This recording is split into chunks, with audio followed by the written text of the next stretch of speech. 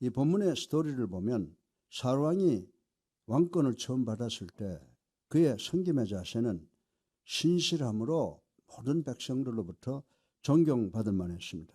그러나 2년째 되는 해부터 그 신실하고 겸손한 섬김이 어디론가 사라지고 자만감이 넘치다 못해서 교만한 마음이 들어서 결국은 이스라엘 역사에 어두운 그림자가 덮이는 동시에 더 이상 왕위를 계승하지 못하고 다윗 왕의 시대가 열리는 엄청난 사건은 사울의 입장에서 볼 때 참으로 안타까운 일이 아닐 수가 없습니다. 21세기를 살아가는 우리 예수사랑교회 성도들은 본문 13장에서 사울 왕의 패배한 모습을 보면서 많은 교훈을 얻으시기를 주님의 이름으로 축원합니다. 오늘 설교 본문의 첫째로 자기 중심적 마음을 갖기 시작할 때 교만한 마음으로 성장하고 실패의 문턱을 넘게 된다는 것을 생각해 보겠습니다. 우리 다 같이 본문 2절과 3절을 함께 읽어 보겠습니다. 이스라엘 사람이 3,000명을 택하여 그 중에서 2,000명은 자기와 함께 믹마스와 베델산에 있게 하고 1,000명은 요단강과 함께 베냐민 기브아에 있게 하고 남은 백성은 자기 장막으로 보내니라. 요나단이 세바에 있는 블레셋 사람의 수비대를 치매 블레셋 사람이 이를 들은지라. 사울이 온 땅에 나팔을 불어 이르되 히브리 사람들은 들으라 하니. 아멘. 이 말씀을 살펴보면요, 사울은 이 전쟁을 하면서 하나님의 지시나 적들이 쳐들어와서가 아니라 자신이 결정하여 이 전쟁을 시작한 것을 볼 수가 있습니다. 여기서 수비대를 쳤다라고 하는 말을 원어로 보면 완전히 죽였다라고 하는 의미가 깃들어 있습니다. 상대에게 욕심으로 치명적인 피해를 입히는 군사적 공격 행위였다라고 말씀을 드릴 수가 있습니다. 따라서 블레셋 수비대가 거의 전멸 상태임을 말하는 것입니다. 사실은 이 사울은 믹마스와 베델산에서 2,000명과 함께 공격을 준비하고 있었고 요나단은 기브아에 있게 했다고 했습니다. 블레셋 수비대가 있는 게바라는 지역에서 북쪽은 믹마스이고 남쪽은 기브아였습니다. 그러니까 이들 아들 요나단과 사울 왕이 협공작전으로 블레셋을 공격하려고 계획을 했던 것입니다. 그리고 사울 왕이 온 땅에 나팔을 불었습니다. 그런데 그때 사용했던 나팔은 양각 나팔인데 이 양각 나팔은 위험할 때나 거룩한 전쟁을 할 때 여호와 이름으로 전쟁을 할 때 부는 것이었습니다. 사람들이 그 막강한 암몬과 싸울 때처럼 많이 모여들었다고 생각을 할 수가 있습니다. 그런데 실상 이 전쟁은 하나님을 위한 전쟁이 아니었고 자기 자신의 왕권을 보다 강화하려는 이기적인 생각과 욕심과 교만에서 발상된 전쟁이라고 말씀을 드릴 수가 있습니다. 결국 13장 14절을 보면 사무엘 선지자로부터 사울왕 당신은 이 동기 즉 잘못된 전쟁을 치른 것 때문에 하나님과의 관계가 단절되어 왕위가 폐위될 것이라고 하는 무서운 책망을 듣게 되는 것을 읽어볼 수가 있습니다. 더 나아가서 사울은 처음에는 겸손한 마음으로 시작을 했는데 이 전쟁을 통해 서서히 아나무인적인 교만이 깃들기 시작했음을 볼 수가 있습니다. 사랑하는 성도 여러분, 하나님이 가장 싫어하시는 것이 바로 이 지나친 교만으로 인해서 자만으로 인해서 생겨지는 교만이라고 하는 것을 우린 잘 알아야 합니다. 겸손한 사람일수록 하나님께 드리는 영광과 찬송의 의미를 아는데 어떻게 이렇게 쉽게 자만과 교만에 빠지는지 안타까운 일입니다. 그 무서운 그리고 막강한 암몬과의 전쟁에서도 이긴 것은 오로지 여호와 하나님의 도움이지 결코 자기의 전략과 이스라엘 군사력이 우세해서 일어나는 것이 아니라고 하는 것입니다. 그 전쟁에서 승리하게 되니 그 승리가 하나님의 은혜인 것을 잊어버리고 자신의 힘과 자기의 지혜로 그리고 자기의 전략으로 된 것으로 착각을 하고 이제는 하나님 없이도 살 수 있겠다고 오해를 했는데 이는 바로 지나친 자만심과 교만으로부터 시작된 것이라고 말씀을 드릴 수가 있습니다. 사랑하는 성도 여러분, 인간의 교만은 에덴 동산에서부터 발동이 되었는데 하나님께서는 이 세상을 홍수로 징벌하신 후 분명히 노아와 그 아들에게 생육하고 번성하여 여러 바닷물에 충만하라.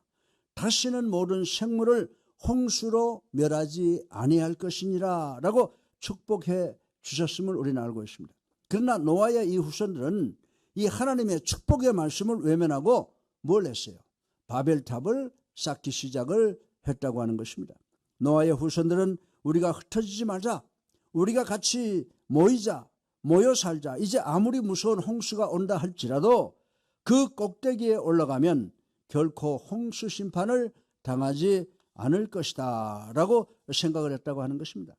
다시 말해서 우리 인간의 힘으로 무엇인가 해보자라고 했던 것입니다. 이는 자만심과 교만으로부터 발생된 것입니다.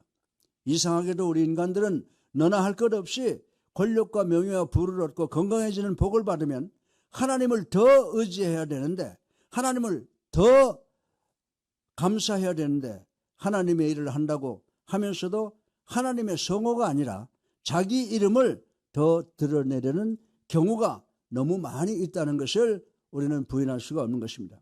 현대 과학자들은 줄기세포라고 하는 것을 이용하여 하나님께 도전을 하고 있습니다. 대표적인 이들의 행위는 하나님의 피조물인 사람을 만들겠다고 하는 것입니다. 한번 태어나면 죽지 않고 영원히 살겠다고 하는 것입니다. 실제로 강아지 양 속죄를 소를 복제하는데 성공을 했다라고 하는 것입니다. 저는 이런 태도가 바로 인간들의 마지막 파멸이 되었던 노아의 후손들이 쌓아올린 21세기의 바벨탑 사건이라고 생각을 합니다. 사랑하는 성도 여러분, 바울은 우리에게 뭐라고 교훈하고 있습니까? 섰을 때 넘어질까 조심하라고 말씀했습니다. 우리가 잘 나갈 때일수록, 형통할 때일수록 교만해질까 조심해야 되는 줄로 믿으시기를 주님의 이름으로 축원합니다. 여러분, 신명기 8장 11절을 보면요, 여러분의 하나님 여호와를 잊지 않도록 조심하십시오. 내가 오늘 여러분에게 전하여 주는 여호와의 명령과 율법과 규례를 어겨 여호와를 잊어버리는 일이 없도록 하십시오라고 말씀하신 것을 우리는 기억해야 됩니다. 이 말씀은 모세의 말씀인데, 모세는 겸손하고 가난할 때 하나님을 의지하던 그 신앙으로 잘 될 때 잊어버리지 말고 계속해서 하나님을 경외하고 하나님의 도를 지키라고 권면을 해주고 있다고 하는 것입니다. 이 지구촌에는 오늘에 와서 전 세계적으로 정치, 경제, 사회, 교육, 도덕, 윤리 어디로 보아도 작고 큰 재난과 고난이 계속해서 강타하고 있다고 하는 것입니다. 더욱이 코로나19가 전 세계를 무섭게 공격을 하고 있습니다. 이 코로나19 때문에 전 세계에서 확진된 사람이 약 7천만 명 정도이고 죽은 사람이 지금은 170만 명, 200만 명이 넘는다고 하는 통계를 우리는 보고 있는 것입니다. 사랑하는 성도 여러분, 왜 하나님께서 우리를 사랑하셔서 당신의 아들을 이 땅에 보내시고 십자가에서 돌아가게 하신 분이 이런 고난과 재난을 허락하십니까? 여러분, 이 문제를 한번 생각해 보신 적이 있습니까? 저는 십자가라고 하는 것은 하나님께서 우리를 사랑하셔서 당신의 독생 성자 예수 그리스도를 우리에게 보내주신 것과 반드시 우리의 죄를 그를 통하여 도말시켜야 되는 하나님의 사랑과 공의의 만남이라고 저는 말씀을 드릴 수가 있습니다. 저는 이 시간을 통해서 우리 인간에게 겸손하고 겸손하라고 가르치는 교훈이라고 이해하고 싶습니다. 십자가를 바라볼 때마다 우린 예수 그리스도가 겸손하셨던 것처럼 우리도 예수 그리스도의 겸손과 온유를 배워야 되겠다라고 생각을 하는 것입니다. 교만한 인간에게 재난과 고난이 없으면 얼마나 더 교만했겠느냐라고 하는 것을 생각해 볼 수가 있습니다. 무엇인가 조금만 잘되고 남들이 인정을 하면 교만해지려는 우리들을 하나님께서 때려서 낮추시고 겸손하게 만드신다는 것을 항상 기억할 필요가 있는 줄로 믿으시기를 주님의 이름으로 축원합니다. 여러분이 건강하고 행복하고 모든 것이 잘 될 때 자기중심적 자만심, 그리고 더 나아가서 교만에 빠지면 절대로 안 된다는 것입니다. 그것이 바로 우리들의 실패의 동기가 된다는 사실을 명심 또 명심하는 우리가 되기를 주님의 이름으로 축원합니다. 둘째로 하나님의 말씀을 기억하고 말씀에 순종하지 아니할 때 자만심이 생겨나고 교만이 생겨난다라고 하는 것을 생각을 해 보겠습니다. 4절에 보면 사울왕이 양강나팔을 불 때 온 이스라엘 백성들이 전쟁을 위해 길갈에 모였다라고 기록이 되어 있습니다. 아마도 추측컨대 33만 명 이상이 모였다고 주석학자들은 말을 하고 있습니다. 왜냐하면 전에 싸워서 하나님의 도움으로 이겨본 경험이 있기 때문인 것입니다. 5절에 보면 블레셋 사람들이 이스라엘과 싸우려고 모였는데 병거가 3만이고 마병이 6천이고 보병은 해변에 모래알같이 많았다라고 하는 기록이 있습니다. 여러분들 이 병거 4만이라고 하는 것은 제가 항상 말씀을 드리지만 현대 전쟁으로 본다고 하면 탱크가 3만 대라는 것입니다. 또 말을 탄 마병의 군사가 6천 명이라는 것은 당시로서는 상상하지 못할 어마어마한 숫자라고 하는 것입니다. 본문 6절로 7절에 보면 이 어마어마한 광경 앞에 전쟁하러 나왔던 이스라엘 백성이 아이쿠 이거 상황이 다르구나 라고 위급함을 보고 절박하여 굴과 수풀과 바위 틈과 은밀한 곳 웅덩이에 숨었다라고 하는 말씀이 기록되어 있습니다. 그리고 어떤 히브리 사람들은 요단을 건너서 날 살려라 하며 다른 지역으로 도망가 버렸다라고 하는 말씀이 기록되어 있습니다. 이스라엘 백성이 이렇게 무서워하고 도망을 간 이유가 무엇입니까? 그들은 하나님의 말씀을 전혀 기억하지도 믿지도 못했기 때문에 두려웠기 때문이라고 말씀을 드릴 수가 있습니다. 과거에 막강했던 아몬과의 전투에서 하나님께서 승리하신 그 은혜를 완전히 잊었기 때문이라고 말씀을 드릴 수가 있는 것입니다. 이 블레셋 사람들의 말과 병거와 보병이 바로 신명기 20장 1절 말과 병거와 백성이 너무 많음을 볼지라도 라고 하는 말씀과 똑같은 상황이라고 말씀을 드릴 수가 있습니다. 만약에 이스라엘 백성들이 하나님의 말씀을 기억하고 바로 믿고 의지했다면 과거에 하나님께서 함께 하셨을 때 똑같은 상황에서도 승리했다는 것을 기억했다면 하나님의 말씀을 기억했다면 그렇게 우습게 흩어지지는 않았을 것이다 라고 말씀을 드릴 수가 있습니다. 이스라엘 백성들은 하나님의 말씀을 기억하지도 하나님의 말씀을 믿지도 하나님의 말씀을 의지하지도 않았다는 사실을 우리는 여기에서 발견할 수가 있는 것입니다. 사무엘 17장 47절을 보세요. 전쟁은 누구에게 속한 것이라고요? 여호와께 속한 것이라고 분명히 선포하고 있는 것을 우리는 믿어야 된다라고 하는 것입니다. 전쟁에 승리하는 것은 하나님께 있는 줄로 믿습니다.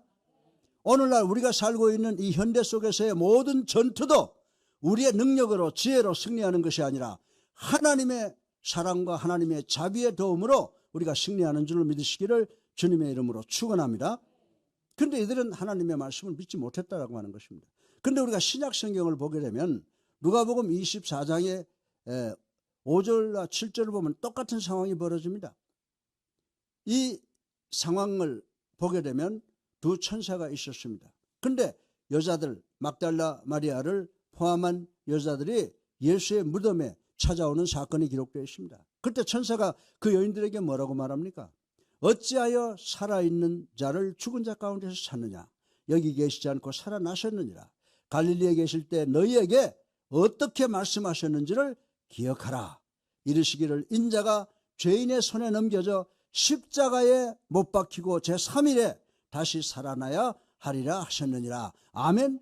천사가 그 부인과 그 여자들을 책망하는 것입니다. 야, 예수께서 분명히 너희들에게 3일 만에 부활하신다고 알려주었음에도 불구하고 너희들은 그 말씀을 기억하지도 못하고 믿지도 못했구나. 그래서 시신을 거두려고 향품을 준비해서 무덤에 왔구나 라고 이렇게 책망을 하고 있는 것을 우리는 볼 수가 있습니다. 사랑하는 성도 여러분, 우리가 목사님들이나 성경교사들에 의해서 하나님의 말씀을 많이 들으나 그 말씀을 기억하지 않습니다. 믿지도 않습니다. 순종하지도 않습니다. 우리가 세상에서 여러 가지 근심과 걱정과 고통스러운 형편에 처한다고 할지라도 하나님의 살아계심과 하나님의 말씀을 믿는다면 또 하나님께 전폭적으로 의지한다면 그 어려움에서 두려움에서도 절대로 절망하지 아니할 것이라고 전 여러분들에게 말씀을 드릴 수가 있습니다. 하나님의 말씀을 오늘 본문에 보면 뭐라고 말씀을 하고 있습니까? 명령, 규례, 계명, 율법이라고 표현을 하고 있습니다. 이 단어가 우리들에게 어딘가 모르게 중압감을 준다고 느낄 수는 있습니다. 그러나 이 단어 속에는 분명히 성공과 축복이 깃들어 있고 무엇보다도 하나님의 무조건적 사랑이 이 하나님의 말씀, 명령, 규례, 계명에 포함되어 있다고 하는 것을 우리는 믿어야 하는 줄로 믿으시기 바랍니다. 예. 그래서 여러분들 신명기 10장 12절로 13절을 보세요. 제가 패러프레이즈, 현대말로 말씀을 드린다고 하면 내 하나님 여호와께서 내게 요구하는 것이 무엇이냐? 곧 내 하나님 여호와를 경외하여 그의 모든 도를 행하고 그를 사랑하며 마음을 다하고 뜻을 다하여 내 하나님 여호와를 섬기고 내가 오늘 내 행복을 위하여 내게 명하는 여호와의 명령과 규례를 지킬 것이 아니냐. 아멘. 사랑하는 성도 여러분, 모세는 우리가 이 하나님의 말씀을 지키고 하나님의 말씀대로 사는 것은 하나님을 위한 것이 아니라 바로 우리 자신을 위한 것이라고 권면하고 있는 줄로 믿으시기 바랍니다. 그래서 저도 여러분이 예수님의 말씀을 듣고 예수님의 말씀을 믿고 그리고 예수님의 말씀에 절대 순종하는 자가 복이 있다고 이렇게 목이 터질 때까지 간절히 외치고 있는 것입니다. 그러나 요한일서 5장 3절을 보면요, 그의 계명들은 무거운 것이 아니로다. 아멘. 여러분들이 어떤 명령을 법을 지키려고 하면 항상 무겁다고 생각하잖아요. 부담이 된다고 생각하잖아요. 때로는 우리들도 하나님의 말씀을 들으면서 저 말씀 지키려고 하면 참 부담이 되겠구나 라고 생각을 하는데 하나님의 말씀은 우리에게 부담을 주는 것이 결코 아닌 줄로 믿으시기를 주님의 이름으로 축원합니다. 하나님의 말씀은 우리에게 성공하게 하시고 승리하게 하시고 복 주시기 위해서 우리에게 주시는 사랑의 권면의 말씀인 줄로 믿으시기를 주님의 이름으로 축원합니다. 셋째로 마지막으로 지도자가 현장에 없었다라고 하는 사실을 한번 생각을 해보겠습니다. 이 본문의 사울왕은 사무엘 선지자가 약속한 시간을 지나서 7일 동안 기다려도 오지 않습니다. 그래서 백성들은 의지할 것이 없잖아요. 그러니까 흩어지기 시작을 했습니다. 그래서 사울왕은 어떻게 했습니까? 사울왕은 백성들을 독려해서 사무엘 선지자가 올 때까지 기도하고 기다려야 했습니다마는 사울왕은 당신 없어도 라고 생각하고 사무엘 선지자가 없이 전쟁을 시도하고 단의 향을 피우고 전쟁을 시도하다가 블레셋에게 완패하고 말았다라고 하는 것입니다. 사무엘 선지자 없이 블레셋 수비대를 친 것이 잘못이었습니다. 사울 왕이 사무엘 선지자와 함께하는 동안은 만사가 형통했다고 하는 것을 우리 성경의 기록을 통해서 볼 수가 있습니다. 그 막강한 암몬과의 전쟁에서 승리할 수가 있었습니다. 그런데 사울은 이제 내가 왕이고 그까짓것 하나님의 사람 사무엘 선지자가 없이도 얼마든지 전쟁할 수 있다라고 자만하는 마음이 곧 교만으로 변하게 돼서 이 교만 때문에 결국 이런 슬픈 패전의 결과를 가져온 것이라고 말씀을 드릴 수가 있습니다. 여러분들이 열왕기서를 보게 되면요, 이스라엘의 분단의 역사가 나타납니다. 그래서 남쪽은 유다라고 기록하고 있죠. 그래서 남쪽 유다 왕들의 역대 기록이 나와 있고 또 북쪽은 이스라엘이라고 하는데 이스라엘 왕의 역대 기록이 나와 있습니다. 그런데 이 기록을 보면요, 두 가지로 분류되는 것을 알 수가 있습니다. 이 역대기를 깊이 살펴보면 하나님의 사람들, 선지자들의 말을 잘 듣고 겸손하게 순종을 하는 왕들은 다 성공했다라고 하는 것입니다. 그러나 하나님의 사람들, 선지자를 물리치고 선지자의 권면을 듣지 아니하고 행하는 왕은 우상을 섬기고 다 망한 것이 기록되어 있는 것을 볼 수가 있습니다. 그러나 믿음의 사람 여호수아를 보면요, 여리고 전투에서 그 강한 막강한 여리고성에서 싸우지 않고 하나님의 말씀을 기억하고 하나님의 말씀에 순종하여 제사장들이 하나님의 법궤를 메고 앞서가게 하고 백성들이 그 법궤를 따라가게 했다라고 하는 것입니다. 그렇게 해서 이스라엘 백성은 그 강하고 막강한 여리고성을 칼 한 번, 활 한 번 써보지 아니하고 무너뜨렸다고 하는 것입니다. 그런데 그 다음에 아이성을 한번 여러분들 생각해 보세요. 아이성은 실로 작은 성이었습니다. 다 갈 필요도 없었습니다. 3,000명만 가면 된다고 했습니다. 물론 법궤도 안 가고 제사장도 없었습니다. 그러니 전쟁했다가 완패하고 말았지 않습니까? 그러나 여호수아는 하나님의 말씀을 기억하고 백성들로 하여금 여리고 전투에서는 하루 한 바퀴 여리고 성을 돌고 마지막에 하루 한 바퀴 여리고 성을 돌고 길갈에 와서 어떻게 했어요? 하나님의 말씀을 듣고 휴식을 취했다라고 하는 것입니다. 사랑하는 성도 여러분, 길갈이 어떤 것입니까? 하나님의 말씀을 받은 장소라고 하는 것입니다. 이때 여호수아와 백성들은 하나님의 말씀을 믿고 하나님의 말씀을 의지하고 하나님의 말씀을 순종함으로 여리고 성을 전쟁하지도 않고 이길 수가 있었던 것입니다. 그런데 이 아이 성에서는 길갈에 가지를 않았습니다. 우리 힘으로 얼마든지 이길 수 있다고 자만했기 때문이라고 하는 것입니다. 하나님이 없이도 할 수 있다고 생각해서 아이 성에 갔다가 완패하고 말았다고 하는 것입니다. 사랑하는 성도 여러분, 우리가 21세기를 살아가면서 한 번 성공하면 자기의 방법과 자기의 힘과 자기의 지혜로 성공한 것으로 착각을 하고 그 다음에 또 성공할 줄 압니다. 그래서 하나님을 의지하지 않는 사람들이 너무나 많이 있다라고 하는 것입니다. 여러분이 잘되고 성공한 것은 전적으로 하나님의 도움이신 줄로, 하나님의 사랑인 줄로 믿으시기를 주님의 이름으로 축원합니다. 그러므로 항상 겸손하게 하나님을 믿고 의지하여 하나님의 말씀에 절대 순종해야 되는 줄 믿으시기를 주님의 이름으로 축원합니다. 이스라엘 백성이 애굽을 나와 광야에서 처음 막강한 아멜렉과 전쟁을 할 때 상황을 보면요, 모세는 산에서 두 손 들고 기도하고 여호수아는 그들과 전쟁을 했다고 기록이 되어 있습니다. 그리고 그 산은 그렇게 높지 않았던지 아래가 다 보이는 언덕이라고 기록을 하고 있습니다. 그곳에서 모세가 손을 들고 기도하면 이스라엘 백성들이 이겼으나 모세가 기도하는 것이 너무 힘들어서 쉬고 손을 내리면 전쟁을 하는 여호수아가 패전을 했습니다. 사랑하는 성도 여러분, 이것이 무엇을 뜻하는 것입니까? 전쟁의 이김은, 영적 싸움의 승리는 여러분이 이룩한 것은 하나님의 사람이 있어야 된다고 하는 강한 의미를 시사하고 있는 줄로 믿으시기를 주님의 이름으로 축원합니다. 현대는 정치 경제가 무너지고 사회 교육과 윤리 도덕이 땅에 뒹굴고 코로나19 같은 무서운 바이러스가 총공격하는 이 세상은 반드시 여러분 곁에 영적 지도자들이 있어야 된다는 교훈을 주고 있는 줄로 믿으시기를 주님의 이름으로 축원합니다. 결론으로 말씀을 드립니다. 열왕기하 5장에 보면요, 아람 왕이 엘리사 선지자를 잡으려고 도단성을 포위한 장면이 나옵니다. 밤에 그 성을 아주 꽁꽁 몇 겹으로 둘러싸서 포위를 했습니다. 아침이 되었습니다. 엘리사의 사환이 일찍 깨어보니까, 그리고 밖을 내다보니까 아람 군대가 포위하고 있는 것을 보고 깜짝 놀라서 두려워 떨었습니다. 이제 우리는 죽었구나, 우리는 끝났구나를 생각하면서 하나님의 사람 엘리사를 찾아갔습니다. 아버지여, 우리가 죽게 되었습니다라고 아뢰입니다.